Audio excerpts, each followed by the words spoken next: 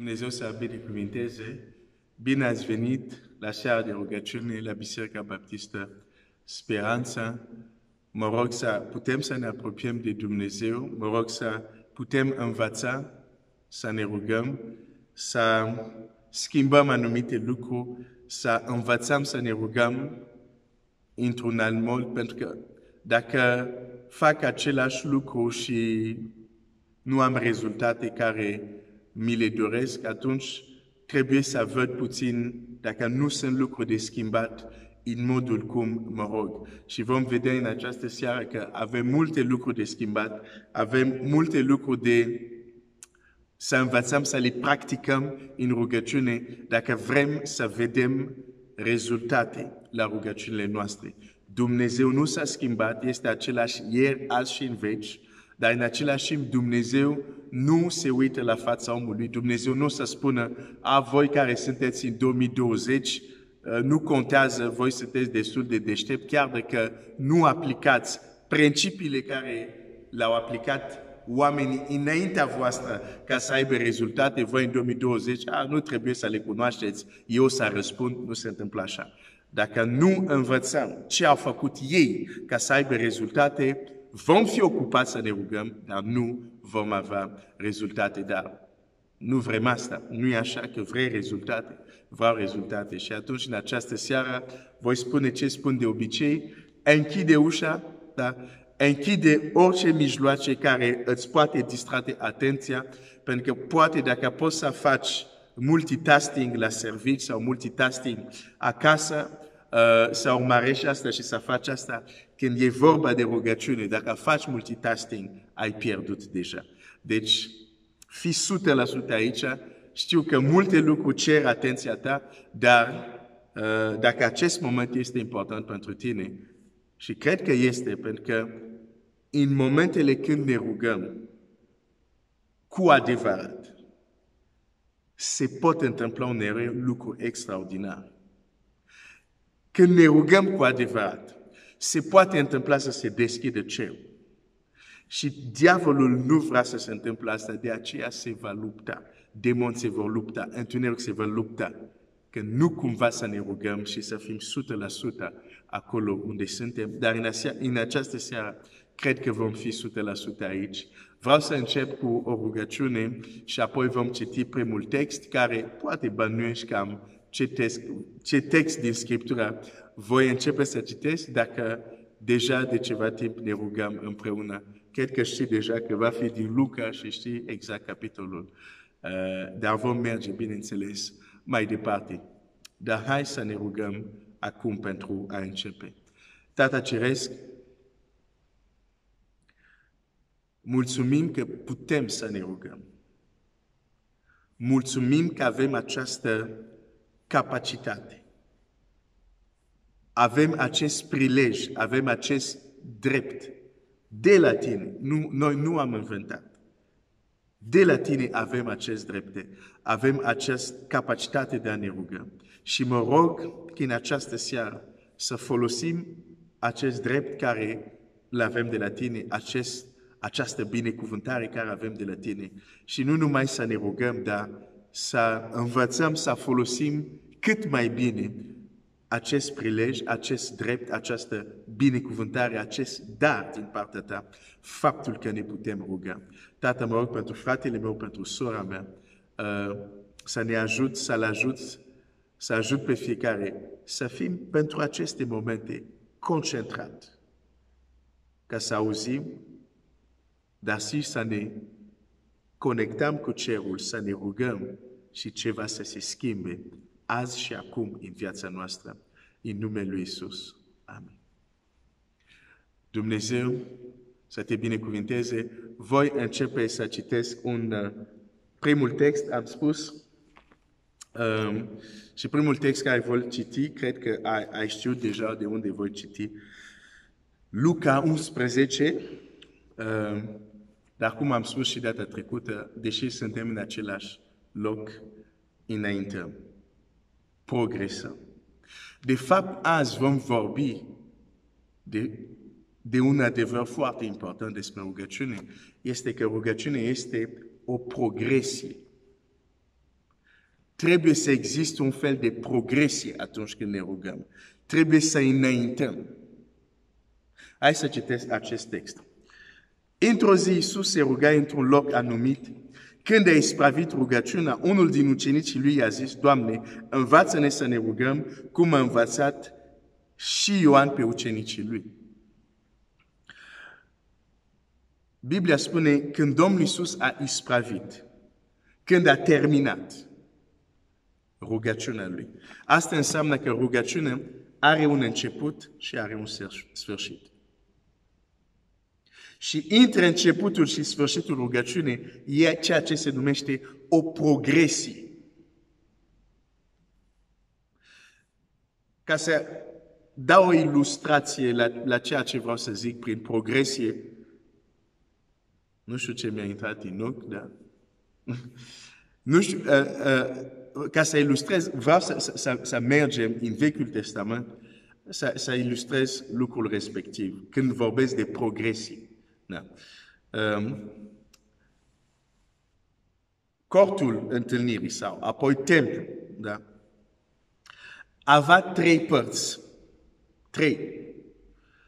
Curtea exterioară, locul sfânt și locul preasfânt. Cortul întâlnirii sau templu era locul unde oamenii se închinau lui Dumnezeu, aduceau jertfe. Deci avem ceva de învățat despre închinare, despre rugăciune, despre aduce jertfe lui Dumnezeu când ne uităm doar la structura templului. Pentru că vreau să-ți amintesc, nu s-a trezit Moise într-o zi și a zis, ok, hai să facem un templu. Nu. Dumnezeu, la fel cum tu și eu nu ne-am trezit într-o zi și am zis, hai să ne rugăm. Nu! Dumnezeu e cel care a zis, rugați-vă. Iisus e cel care ne spune, rugați-vă.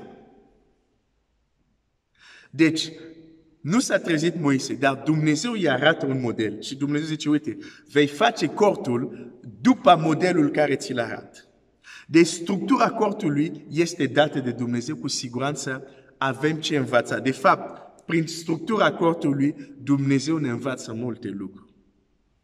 Dar aspectul care vreau să-l vedem azi este când te uiți la cortul întâlnirii sau la templu, care are 3 părți, când, de exemplu, marele preot, o dată pe an, trebuia să aducă jertfă, sângele, în locul preasfânt. Dacă te uiți la acest fenomen, vezi ceea ce numesc eu o progresie, o înaintare. Da? Dacă, de exemplu, marele preot venea și se oprea la curtea exterioară, se spăla pe mâini, făcea ritualurile de purificare și așa mai departe, și apoi zicea, oricum, cred că e bine ce am făcut deja aici, nu mai e rost să mă duc în locul sfânt. Și se întorcea acasă, nu ar fi ispravit slujba lui. S-ar fi oprit, dar nu ispravit. Dar, după ce facea ritualul respectiv, nu putea să intre direct în locul preasfânt, trebuia să treacă prin locul sfânt. Deci după ce trecea prin curtea exterioară, după ce intra în locul sfânt, apoi ajungea în locul preasfânt. Există o progresie. Nu era parașutat direct în locul preasfânt. Nu ai cum, la începutul, când începi să te rogi, să fii parașutat în locul preasfânt. Și anume, să intri în această stare, am mai vorbit despre asta, să intri în această stare unde nimic nu mai există decât Dumnezeu. Ești foarte concentrat și acolo poți să te rogi. Asta nu se întâmplă la început. Trebuie să treci printr-o progresie ca să ajungi acolo. De aici e problematic dacă te rogi tot timpul fast food. Dacă te rogi timpul 5 minute și tu ca și ființă și obicei care le ai, de exemplu, îți trebuie 30 de minute să ajungi în acea cameră interioară și tu te-ai rugat 5 minute, tu te-ai rugat în afara camerei. Tu te-ai rugat fără să intri adevărat unde trebuia să intri. Rugăciunea ta nu este ispravită, ai oprit, dar n-ai terminat. Există o progresie în rugăciune. Când ignorăm acest adevăr, vom fi oameni care vom avea de multe ori rugăciuni incomplete. Incomplete. Și ceea ce este incomplet nu aduce rezultat. Ceea ce este incomplet nu are impact. În această seară vom vedea ce ne învață Domnul Iisus despre progresie în rugăciune. Am început să vorbesc din Templul din Vechiul Testament pentru a ilustra, dar vom vedea mai multe lucruri. Dar acum ne vom opri și acum ne vom ruga. Și în clipele următoare aș vrea să te rog pentru tine exact acest lucru. Doamne, învață-mă să mă rog. Sigur, este o rugăciune care deja o știi acum, dar acum specificul acestei rugăciuni este aceasta. Învață-mă să mă rog, să știu să înaintez în rugăciune, să știu să am o anumită progresie în rugăciune, să știu să încep într-un loc și să ajung într-un alt loc, să știu să încep într-o stare și să ajung într-o altă stare. Putem să ne rugăm? Hai să ne rugăm.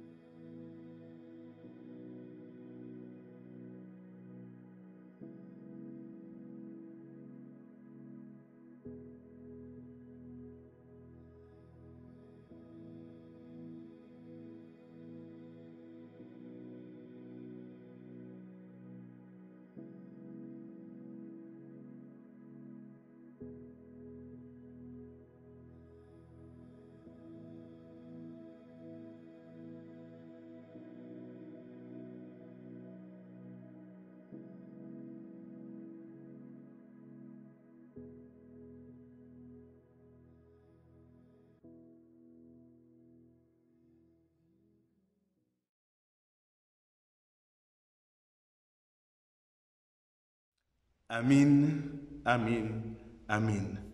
Când te rog, crede că Dumnezeu te ascultă. Crede că El aude și crede că te va răsplăti.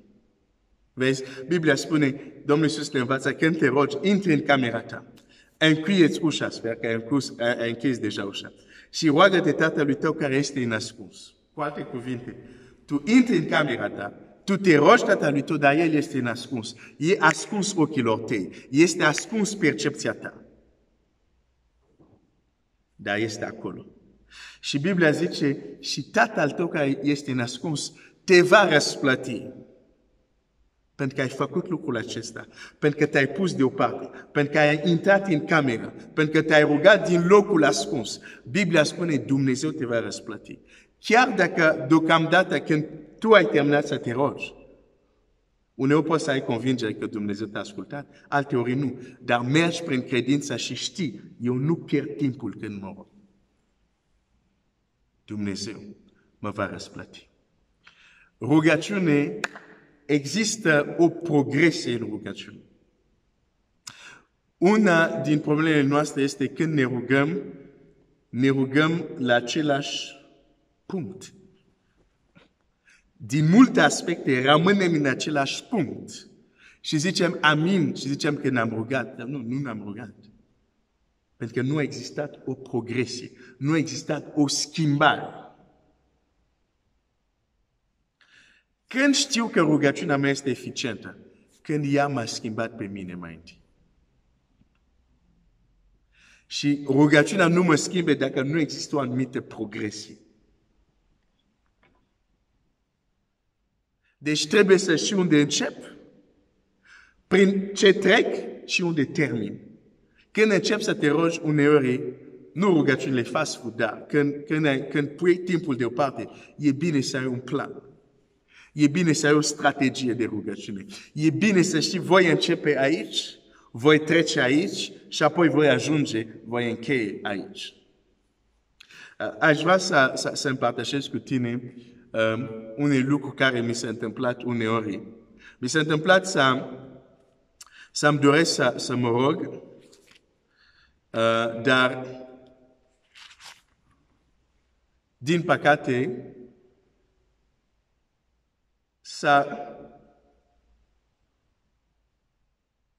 cerul să fie închis. Nu știu cum să exprim asta, nu știu cum să spun asta în cuvinte, dar dacă ți s-a întâmplat acest lucru, cred că știi exact despre ce vorbesc.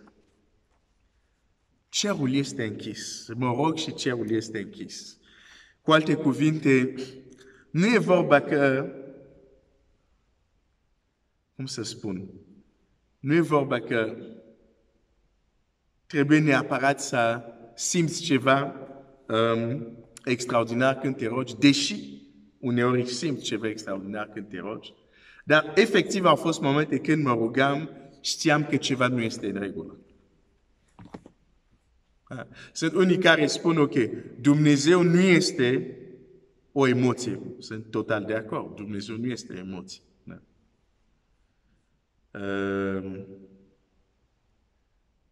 Dar nu poți să te întâlnești cu Dumnezeu și să rămâi rece. Dumnezeu nu este o emoție. Dar nu ai cum să te întâlnești cu Dumnezeu și să rămâi rece. Nu se poate. Oamenii doar când s-au întâlnit cu îngeri, n-au rămas rece. Păi să te întâlnești cu Dumnezeu. Deci, deși Dumnezeu nu este o emoție, starea noastră interioară uneori ne indică, ne spune că ceva este în neregulă. Și nu trebuie ignorăm asta. Uneori chiar te rogi, știi, simți. Asta deranjează pe unii, poate, când zic simți, dar dacă Dumnezeu mi-a dat simțurile, de ce să fiu nesimțit? Deci trebuie să mă folosească la ceva. Nu sunt călăuzit de simțurile, dar simțurile există pentru ceva. Și sunt momente te rogi și simți că ceva nu este în regulă. Unele lucruri sunt cum să spun, pot să fie înțeles greșit foarte ușor. Nu zic că dacă te rogi și nu simți nimic, înseamnă că Dumnezeu nu te-a ascultat. De fapt, dacă ai fost atent la ce am zis mai devreme, am zis, intri în locul ascuns, Dumnezeu este ascuns, nu-L vezi, nu-L percepi, dar este acolo și te va răsplăti. Deci nu trebuie să simți ceva, că Dumnezeu să asculte rugăciunea ta. Da? Să fie clar asta și să nu ziceți că am zis, dacă nu simți, înseamnă că Dumnezeu te-a ascultat. Nu asta am zis, da? Deci poți să te rogi să nu simți nimic și totuși să vezi rezultate de la Dumnezeu. Însă există un aspect aici despre care vreau să vorbesc. Este că uneori te rogi și simți că cerul este închis și acel simț nu trebuie să-l ignori, poate să însemne ceva. Poate chiar cerul există ceva în atmosferă care închide accesul tău la cer. Acum vorbesc figurativ. Mi s-a întâmplat în momente să mă rog, să nu simt nimic, dar m-am rugat și am știut, ok, m-am rugat, știu că Dumnezeu ascultă rugăciuni și am plecat. Dar au fost momente unde e mai mult decât că nu am simțit nimic. Parcă cerul este de fier. Asta este Duhul tău care îți spune ceva. Nu trebuie ignorat. Vorbim de progrese în rugăciune. Și în astfel de momente mi-a fost greu să mă rog. Uneori am abandonat. Am zis, nu mă rog, n-are rost. Alteori, mulțumesc lui Dumnezeu, am avut o altă atitudine. Am zis, de ce cerul este închis? Am zis, nu plec de aici. Trebuie să se schimbe ceva. Și am stat, m-am rugat, am cântat, am citit, m-am rugat. Și la un moment dat, zici că se ridică o cortină. Zici că cerul se deschide. Și am un timp. Am avut momente unice. De fapt, momente cele mai extraordinare care am avut, unele erau exact după ce am trecut printr-un cerul închis și nu am plecat, dar am stat. Și când cerul s-a deschis, a fost ceva extraordinar. De ce îți povestesc asta? Pentru că când înțeleg că rugăciunea este o progresie, există o progresie în rugăciune, pot să înțeleg că atunci când încep să mă rog, cerul să fie închis. Dar pentru că rugăciunea este o progresie, cu cât înaintez și progresez în rugăciune, s-ar putea să ajung la un punct unde cerul care e închis se deschide acum.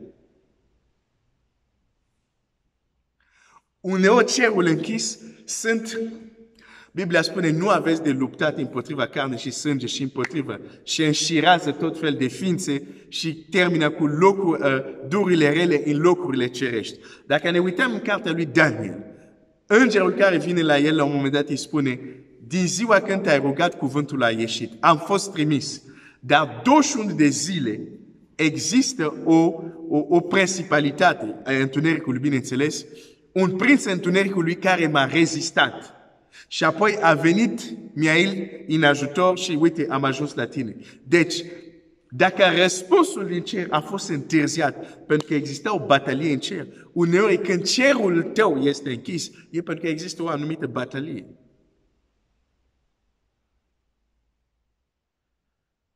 Și nu trebuie abandonat. Și Daniel n-a abandonat. A continuat să se roage, a continuat să caute, să stea acolo. Și a venit îngerul și a dus răspunsul. Un text care există progrese în rugăciune. Uite, un text care vreau să-l citesc. Se află imediat, ți-l găsesc. Uite, în Ioan, nu în Ioan, în Luca 3:21. Și apoi ne rugăm. Luca 3:21. După ce a fost botezat, tot norodul, a fost botezat și Iisus. Și pe când se ruga, s-a deschis cerul. Asta înseamnă că când el a început să se roage, cerul nu era deschis. Dar pe când se ruga, timp ce se ruga, timp ce progresa în rugăciune, ceva s-a întâmplat în cer, cerul s-a deschis. Vrei să aveți lucruri extraordinare în viața ta, va trebui să învățăm să ne rugăm în modul acesta. Te rogi, cerul este închis. Dar timp ce te rogi, la un moment dat, cerul se deschide. O să ne rugăm acum.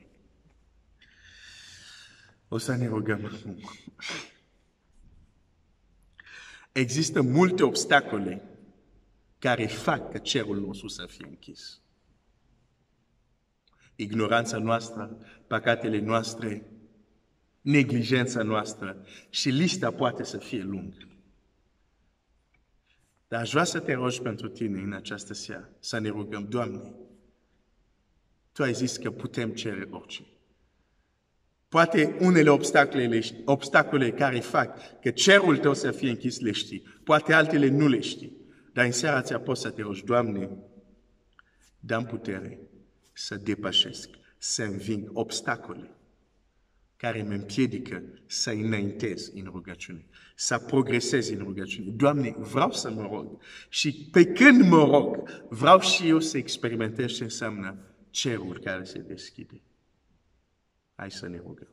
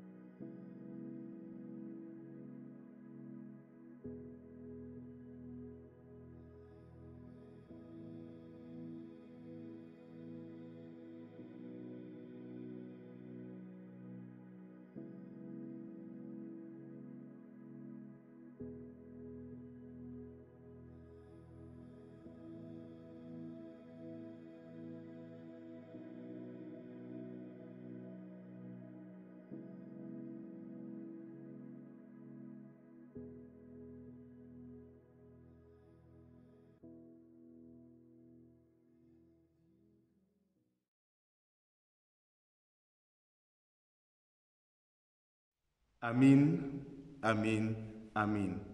Continuăm să ne uităm la faptul că există o progresie în rugăciune. Și apoi o să vedem cum știi dacă progresezi, dacă înaintezi în rugăciune sau nu. Pentru că dacă nu înaintezi, dacă nu treci printr-o anumită progresie, există anumite lucruri care nu se întâmplă, punct. Până ajungem să zicem, uite, nu a fost voia lui Dumnezeu. Hai să luăm rugăciune în serios. Hai să învățăm să ne rugăm. Apoi, dacă nu vedem rezultate, să zicem că nu a vrut Dumnezeu. Dar multe timp folosim această scurtătură. Că nu vedem ce așteptăm. Dar fără să facem ce Dumnezeu așteaptă de la noi. Fără progresie în rugăciune, sunt lucruri nu să le vezi. Nu e vorba că Dumnezeu nu vrea. E vorba că noi nu am vrut să trecem prin ceea ce Dumnezeu ne învață să trecem. Și o să vezi, Biblia este o carte extraordinară. O să mergem din nou în Vechiul Testament și apoi în Nou și să vedem totuși un lucru Există un dușman care nu vrea să progresăm în rugăciune. Nu vrea să trecem, să înaintăm în rugăciune. Există un dușman care te va lăsa să te rogi, dar nu să progresezi în rugăciune. Uite,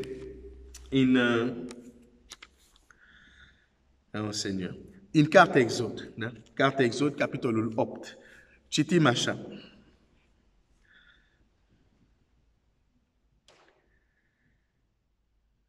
Versetul 25. Faraon, și știm cine reprezintă Faraon atunci, Faraon a chemat pe Moise și pe Aron și le-a zis, duceți-vă de a duce jertfe Dumnezeul vostru în țară.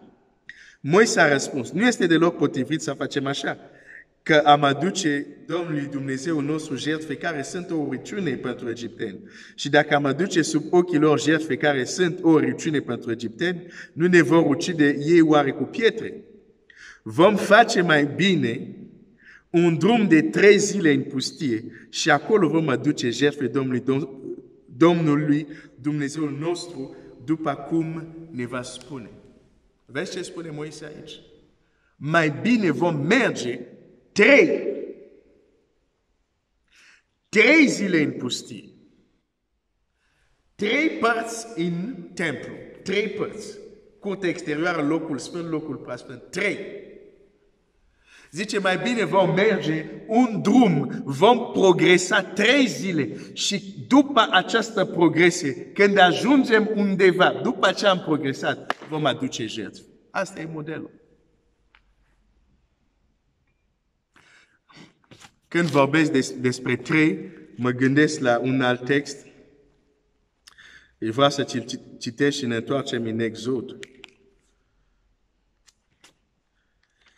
Geneza, versetul 22.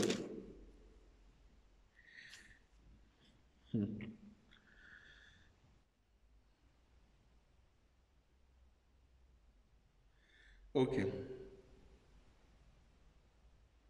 Versetul 3.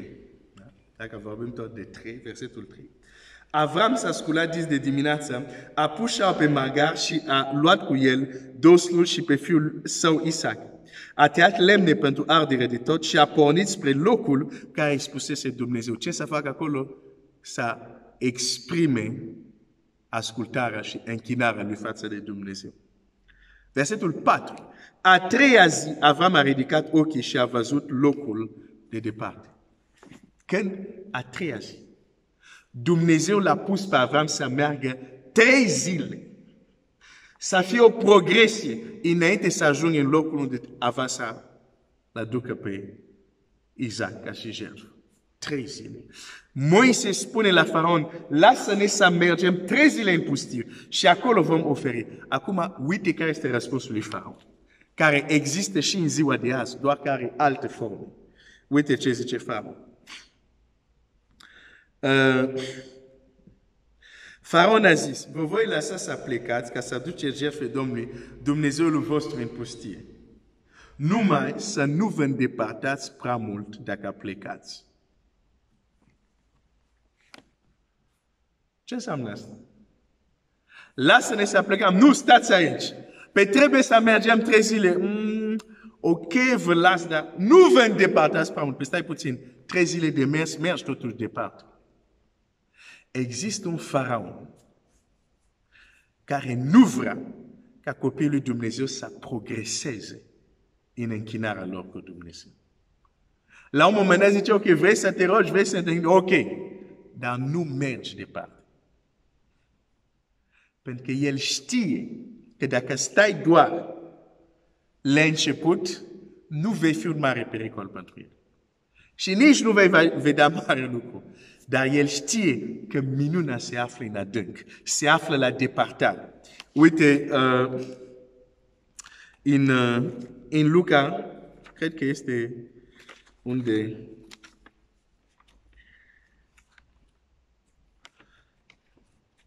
Hai să văd, cred că este în Luca, da.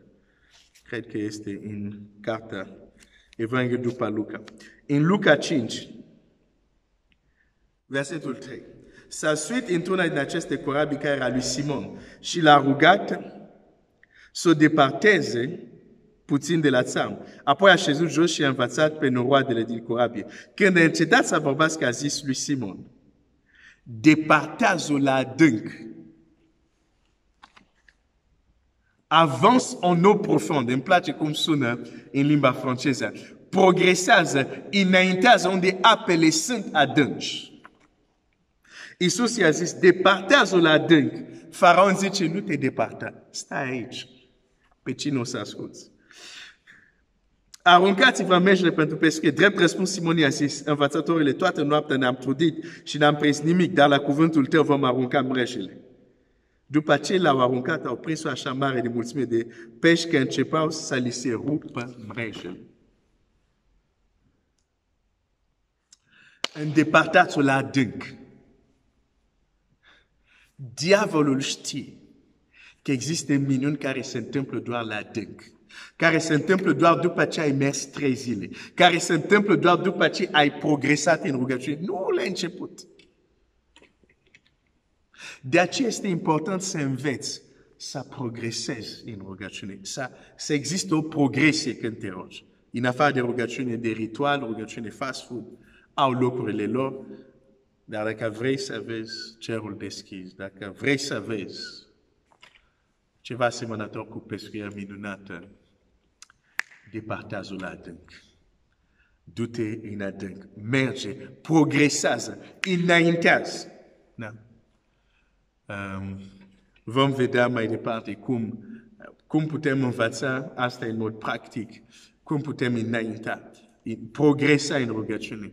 Și apoi o să vedem și cum putem ști dacă progresăm sau nu în rugăciune. Dar acum o să ne rugăm. Și în momentele următoare aș vrea să te rog și să ne rugăm pentru România. Locuim în România, pacea în România este important pentru fiecare dintre noi. Lucrurile să meargă înspre bine în România este important pentru fiecare dintre noi. Și dacă Dumnezeu zice, rugați-vă pentru dregători, pentru cei ridicați, El știe. Nu spune, pe oamenii ăștia nu ascultă. Oamenii ăștia sunt puncte, toate adjectivele negative care oamenii le spun, de exemplu, legat de oameni politici, legat de președinte. Asta nu e treaba ta. Treaba ta este să te rogi. Dar nu este, e totuși uimitor, știi? Uneori noi, de exemplu, criticăm pe cei puși în funcții înalte, că nu-și fac jobul, dacă pot să mă exprim așa, nu-și fac jobul și așa mai departe. Știi ce nu ne dăm seama? Dumnezeu ne spune nu, dar tu înainte să vorbești despre el, că nu-și face jobul ca președinte, ca ministru, ca nu știu ce, tu ca și copilul meu, tu ca și creștin, faci jobul tău? Te rogi în mod sincer pentru ei? Păi atunci taci, că ești la fel, nici tu nu faci jobul tău. Deci, hai să fim creștini care facem jobul nostru. Și un aspect din ele este să ne rugăm pentru ei.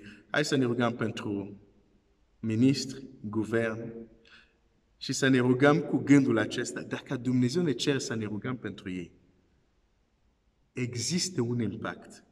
Va face o diferență faptul că ne rugăm pentru ei. Pentru că dacă ne rugăm pentru ei cu gândul, hai să mă rog, dacă zice Biblia, să mă rog, dar de la aceea nu mă aștept la nimic. Dacă te rogi cu atitudinea asta, facă-ți se după credința ta. Și nu vrei. Nu să se întâmplă chiar ce crezi acum despre viitor, un viitor așa, fără speranță, întunecat. Nu. Hai să ne rugăm cu o altă atitudine. Dacă Dumnezeu îmi spune să mă rog pentru ei, înseamnă că o să facă o diferență. Rugăciunea ta va face o diferență. Hai să ne rugăm pentru România, pentru cei în poziție de funcție. Dumnezeu să le dea înțelepciune, să-i ajute, să facă ce au de făcut, ca să fie pace în țară și ca împărăția lui Dumnezeu să înainteze în România. Hai să ne rugăm.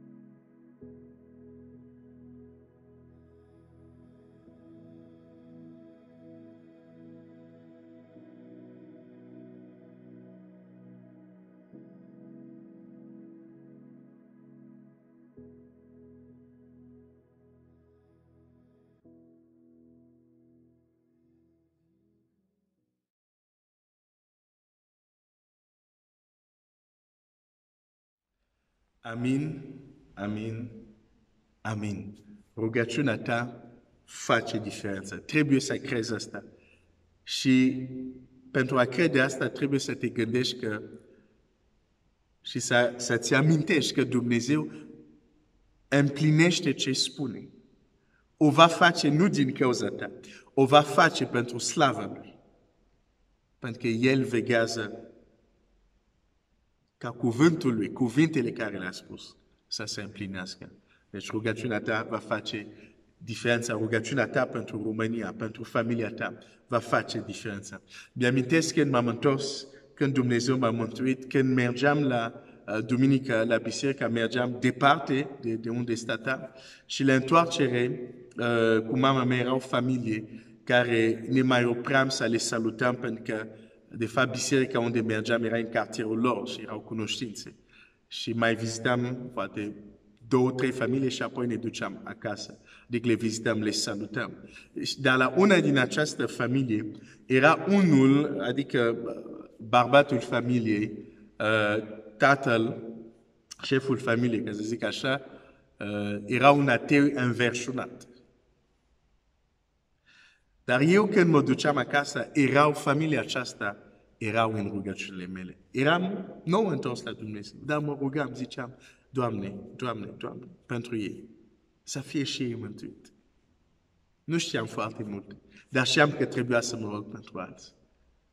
Omul acesta s-a întors la Dumnezeu, dar într-un mod uimitor. Și adică am văzut cum s-a întors la Dumnezeu și într-o zi i-am zis, spune-mi cum te-ai întors. Tu ești genul de persoană, bine, nu i-am zis așa, că e mai mare decât mine, dar nu i-am zis așa. Dar în mine ziceam, ești genul de persoană unde greu crezi că omul ăsta se mai întoarce la Dumnezeu. Dar rugăciunea mea și a celorlalți a făcut diferență. Și știi cum s-a întors la Dumnezeu? A început, într-o zi era singur la el acasă, a auzit o voce audibilă care i-a zis, Iisus Hristos mântuiește. Și așa începe mărturia lui, când l-am întrebat, cum te-ai întors? Rugăciunea mea, rugăciunea altor persoane, împreună, au făcut diferența în viața acestui om care era un ateu, care nu vrea să audă de creștini. Și acum când se întors la Dumnezeu, după munca, când venea acasă, când mânca, și ce facea? Lua Noi Testamente și mergea și predica Evanghelia.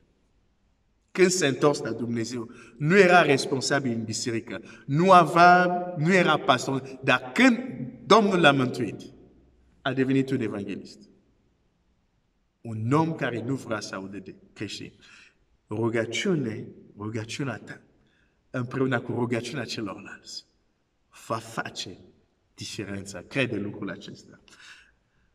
Ne întoarcem, vorbeam sus asta pentru a te încuraja, ne întoarcem în a vorbit de importanța progresului în rugăciune. Oare putem vedea asta în viața Domnului Iisus? Cu siguranță, textul care l-am citit, Domnul Iisus a ispravit, a terminat rugăciunea lui. Înseamnă rugăciunea lui începea undeva și termina undeva. Un mod practic pentru a învăța, de a progresa în rugăciune, există mai multe aspecte. Nu voi putea vorbi de toate aspectele, dar un aspect este chiar textul care l-am citit, care îl citim de ceva timp, când ucenici vin și spun, Doamne, învață-ne să ne rugăm, el zice, când vă rugați, spuneți, Tatăl nostru care e în cer, începe undeva. Sfințească numele Tău, să vină împărăția Ta. Și continuă, există o progresie. Când studiezi această rugăciune, o să vezi că există o progresie. Începe undeva și ajunge undeva. Deci asta mi arată că, de fapt, un mod practic unde pot progresa în rugăciune este tocmai asta. Să știi unde încep, unde o să treci și unde vrei să termini. Este un fel de a progresa. E planul tău de rugăciune, dacă vrei. Este unde încep, unde merg și unde vreau să termin. Există o anumită progresie. Da. Dar vreau să-ți arăt un alt aspect a progresei în rugăciune foarte important. Domnul Iisus, Domnul nostru, Mântuitorul nostru, Învățătorul nostru, Stăpânul nostru. Hai să vedem un exemplu palpabil de progresie în rugăciune. Câte zile a mers Abraham? 3. Câte zile vrea să meargă Moise în pustie? 3. Câte compartimente, dacă pot să zic așa, câte locuri erau în templu sau în cortul întâlnirii? 3. Ok. Hai să mergem la Ghețiman.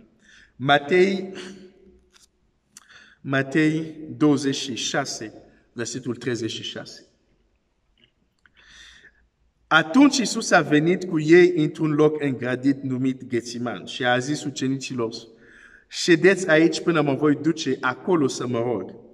A luat cu el pe Petru și pe cei 2 fii al lui Zebede și a început să se întristeze și să se mâhnească foarte tare.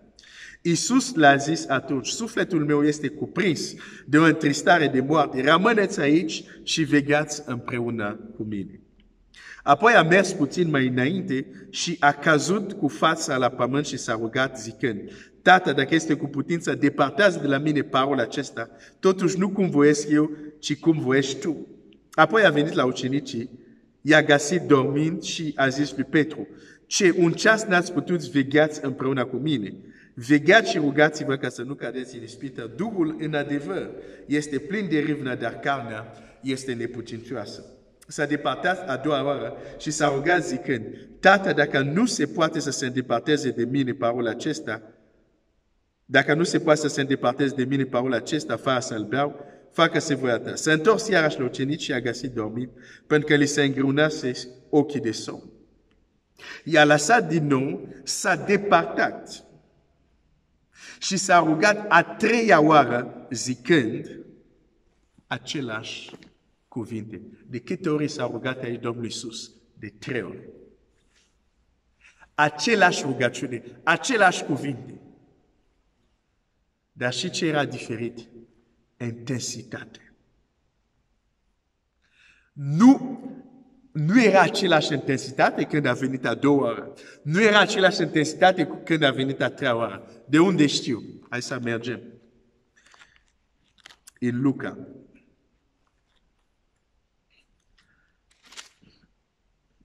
Luca 22. Versetul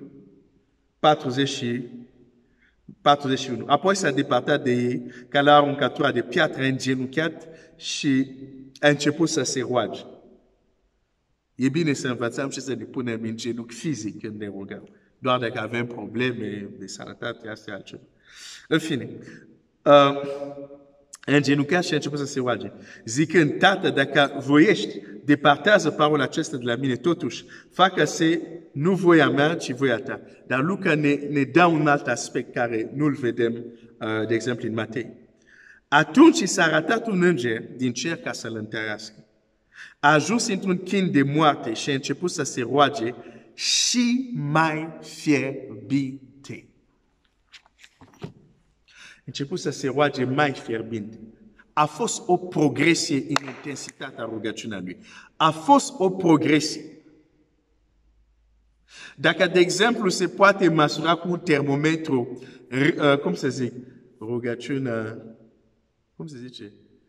La prière fervente du juste.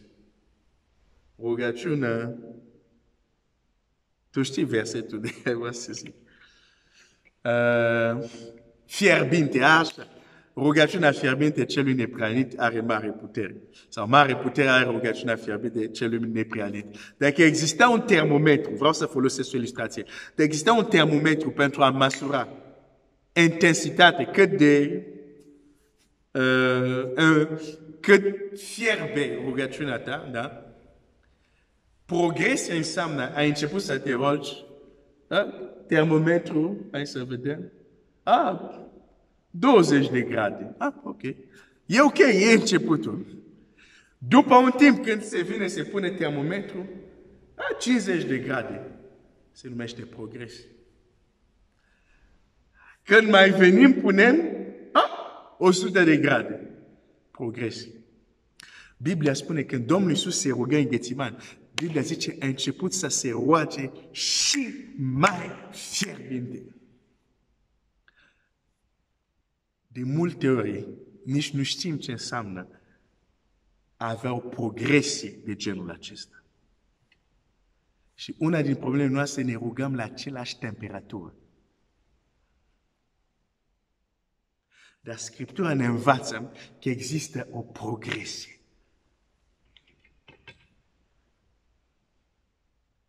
Nu numai o progresie în lucrurile pentru care ne rugăm, o progresie în strategie, dar o progresie în intensitatea rugăciunii. Și Domnul Iisus tot, de 3 ori s-a rugat aici. S-a îndepărtat la adânc.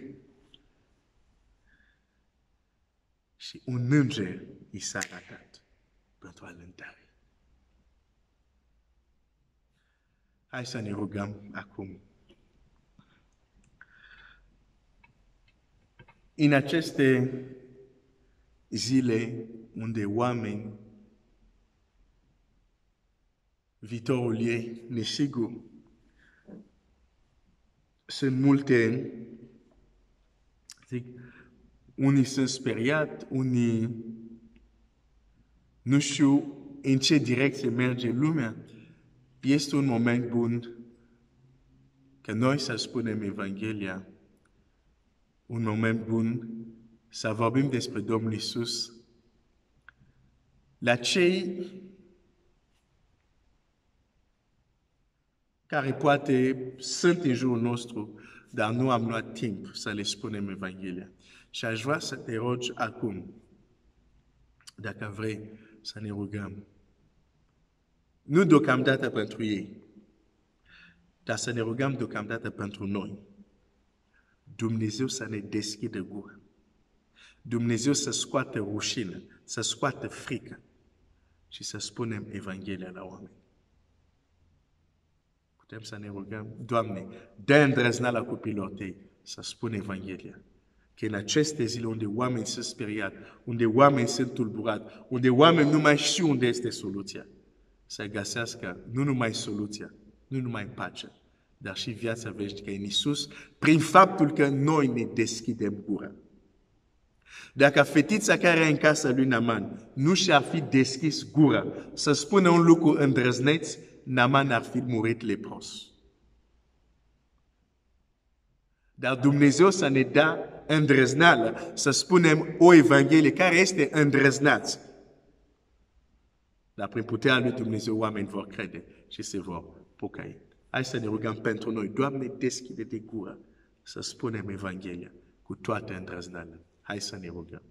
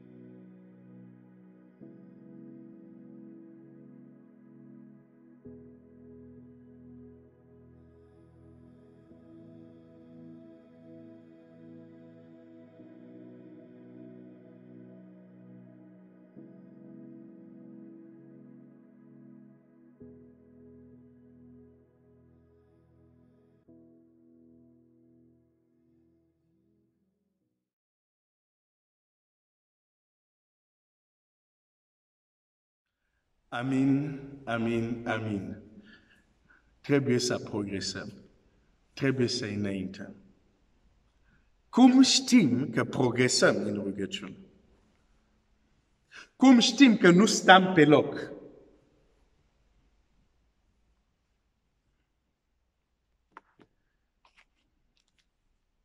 În textul care l-am citit, în Luca, unde Domnul Iisus există o progresie, există un crescendo, o creștere în intensitatea rugăciunii Lui. Când noi creștem, când noi înaintăm, când ajungem la apele adânci, cum știm, se manifestă lucruri care nu le-am mai întâlnit. Sau se manifestă lucruri deosebite. Uite, de exemplu, aici Domnul Iisus a început să se roage. Atunci s-a arătat un înger din cer să-l întărească. A ajuns într-un chin de moarte și a început să se roage și mai fierbinte și sudoare se făcuse ca niște picături mari de sânge care cădeau pe pământ.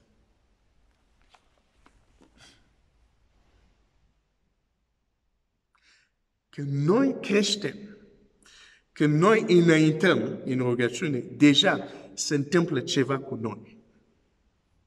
Cum știm că creștem în rugăciune? Am zis, vei întâlni lucruri care nu ai mai întâlnit.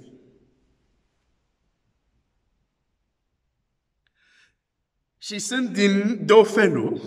Un fel este vei întâlni, vei tu experimenta lucruri care nu ai mai experimentat.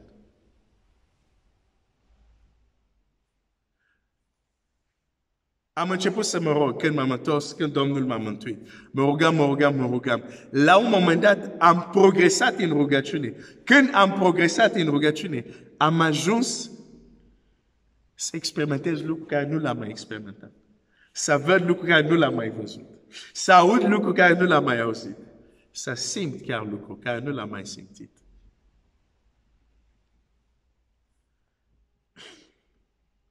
Într-o zi, am fost invitat la o biserică să aduc cuvântul lui Dumnezeu și am dat această mărturie. Cum a fost perioada când mă rugam, dintr-o dată, locul unde eram se umpla de un parfum. Dar nu era nimeni acolo.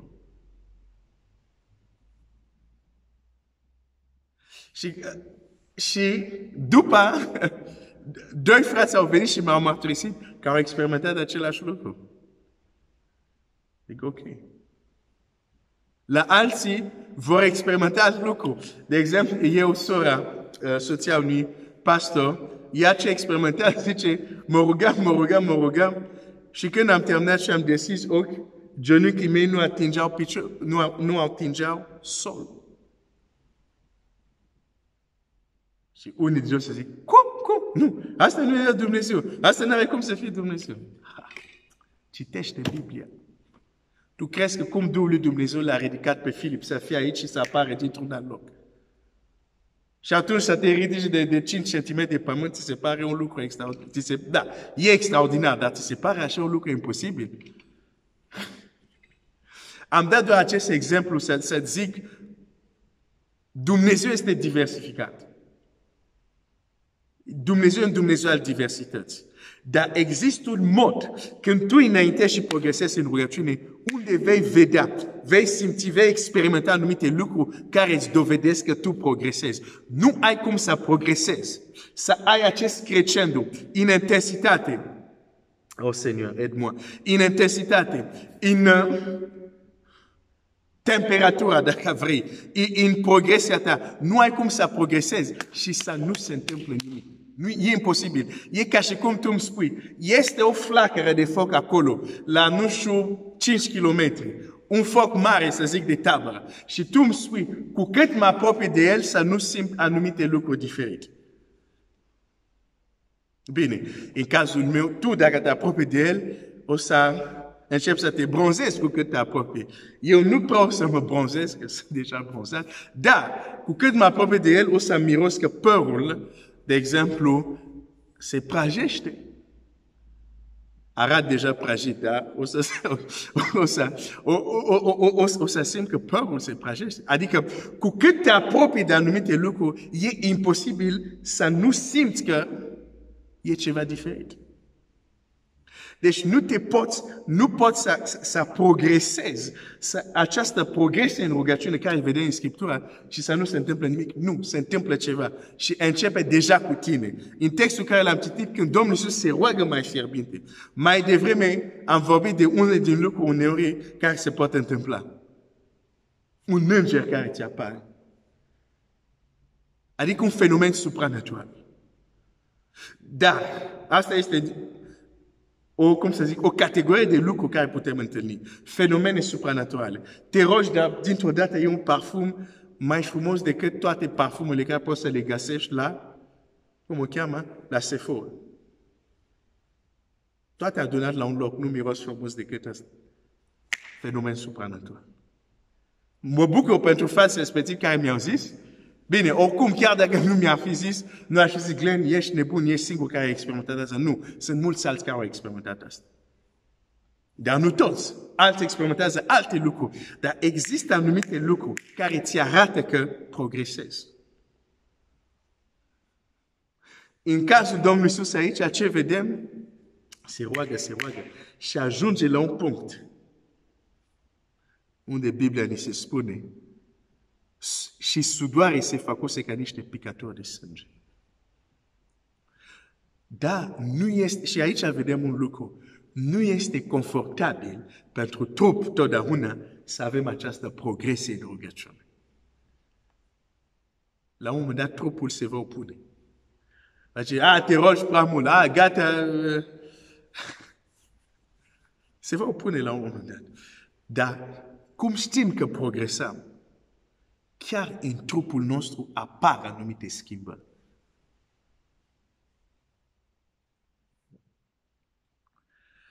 Oh, Seigneur! Moise! Fața lui nu a strălucit într-o viziune. Fața lui, când copilul Israel s-au speriat de el, pentru că fața lui a început să strălucea, ei nu erau într-o viziune, nu erau într-un vis. Fizic. Se schimba trupul lui fizic. De ce? Pentru că a progresat în a vorbi cu Dumnezeu. Vor fi schimbări în ființa ta. Când tu progresezi, există semne. Nu ai cum să te apropii și să nu fie schimbat. Nu e logic, nu este normal. Nu se poate. Cum știi că progresezi în rugăciune? Vei începe să experimentezi, să vezi schimbări la tine, în sufletul tău. Poate chiar și în trupul tău.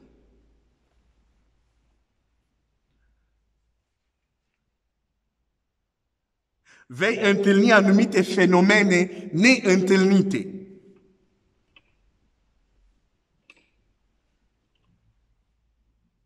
Bun. Acum,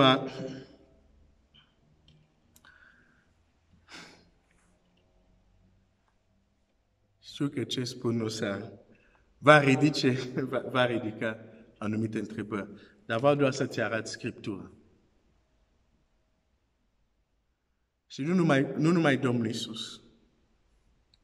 Uite-te la Petru. Uite-te la alții în Scriptură care au înaintat, au progresat. Se întâmplă anumite lucruri.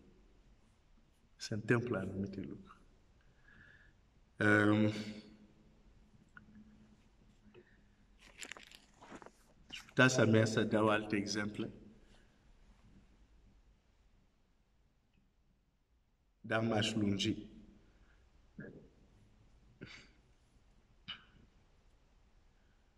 Dar Dumnezeu,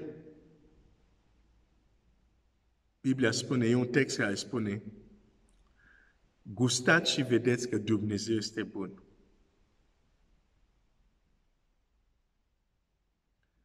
A gusta este o experiență senzorială.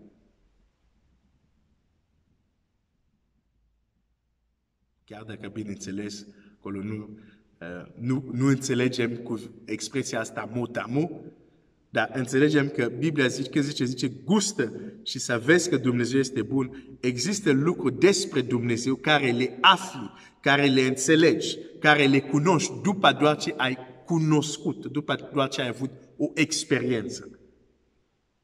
Tu poți să-mi arăt un platou de nu știu ce mâncare și să-mi explic, e făcut cu asta, am pus condimentul ăsta, are gustul ăsta, minunat. Până nu gust eu, nu știu cu adevărat ce gust are, chiar dacă mi-ai descris tu. această progresie în rugăciune ne permite să experimentăm anumite lucruri care ne ajută să înțelegem altfel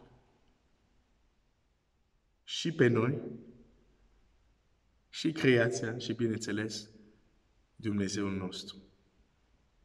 De ce spun asta? Pentru că știu că cunosc anumite oameni care sunt reticenți. Cum auzi de experiențe, sunt nu numai reticenți, nu reticenți vreau să zic, sunt alergici. Zici că cum aud de experiențe, înțeleg, sunt multe experiențe nebune, sunt multe experiențe spirituale nebiblice și așa mai departe. Știu asta. Însă problema este că, oare pentru că există, știi, e ca și cum spui, pentru că sunt mulți proroci falsi, înseamnă că nu există proroci adevărat. De exemplu, în vremea lui Ahab și Izabela, adevărați proroci erau ucis, cei care nu erau ucis erau ascunși în peștere, deci în mod public așa vedeai doar mulți proroci falsi, al lui Baal, al lui Astarte. Și puteai să spui, ok, nu există proroci adevărat, toți proroci sunt falsi. Ba da, erau proroci adevărat. Nu pentru că există multe experiențe spirituale sau oculte, ciudate în lumea aceasta, că nu există experiență adevărată. Și pentru mine am o altă problemă, pentru cei care sunt alergici la ce înseamnă experiență. Oameni care au scris cartea asta. Care au scris cartea asta. N-au avut experiențe. De fapt, unele din cărți sau unele din pasaje care le citim l-au primit chiar în timpul unei experiențe supranaturale. Deci când vorbesc de experiențe, să nu zic, nu, asta e ciudat, asta. Păi atunci cartea aceasta e ciudată. De ce o mai citești?